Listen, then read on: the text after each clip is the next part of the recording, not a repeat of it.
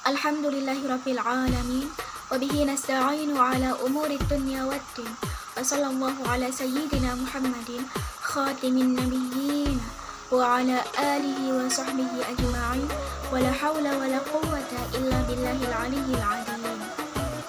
Puji syukur marilah kita panjatkan kehadirat Allah Subhanahu wa taala, karena berkat rahmat-Nya lah kita masih dapat menjalani hari ini dalam keadaan sehat walafiat tanpa kurang suatu apapun.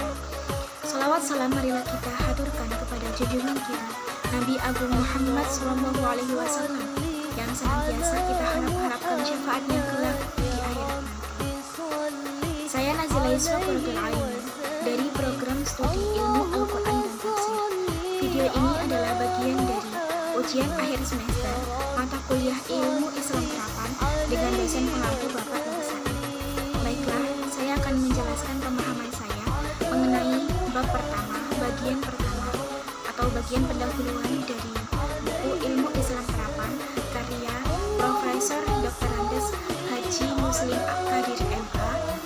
Yang bagian pertama terdapat beberapa pembahasan, di antaranya Islam, Al-Quran dan Sunnah, paradigma ahkami, filosofi dan wujdani, serta epistemologi amali yang saya rangkum dalam judul Membangun Keberagamaan dengan Intelektual. Doktrin Islam rahmatan lil alamin tidaklah bermasalah jika kita jadikan prinsip hidup, tetapi faktualnya masih banyak permasalahan yang harus dibenahi. Di Indonesia sendiri, yang penduduknya mayoritas adalah Muslim, ternyata masih banyak terjadi permasalahan seperti korupsi, kolusi, dan nepotisme. Hal ini mengharuskan adanya telaah dan studi lebih lanjut mengenai Islam itu sendiri. Studi tentang Islam dapat dimulai dengan telaah analitis mengenai tabiat atau karakter Islam. Studi lebih lanjut mengenai Islam dapat dimulai dengan studi mengenai hadis dan sunnah.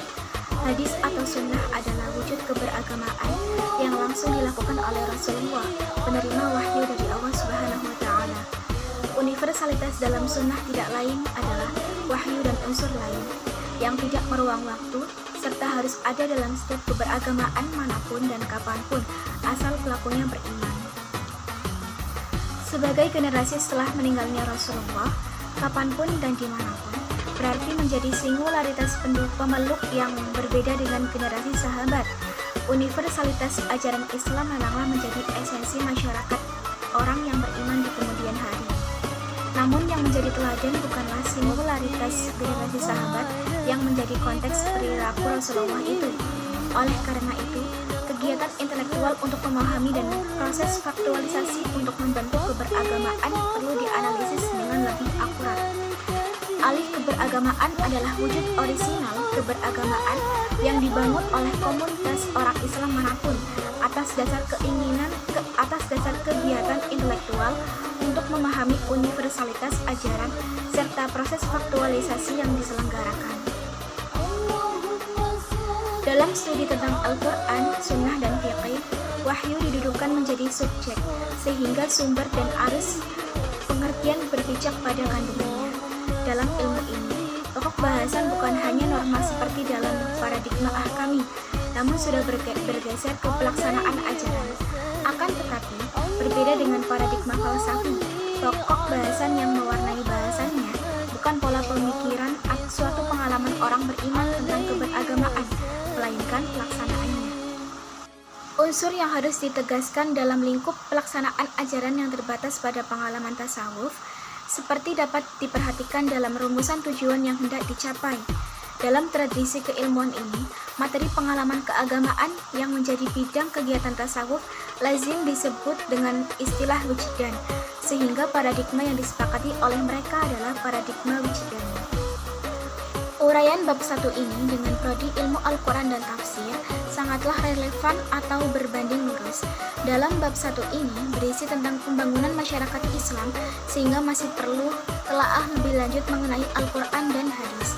Di sini Al-Quran menjadi unsur pokok untuk ditelaah atau dipelajari lebih lanjut, sama dengan prodi Al-Quran dan Tafsir yang di dalamnya mempelajari Al-Quran dan lulusannya menjadi mufasir hebat yang dapat membangun Islam lebih baik lagi.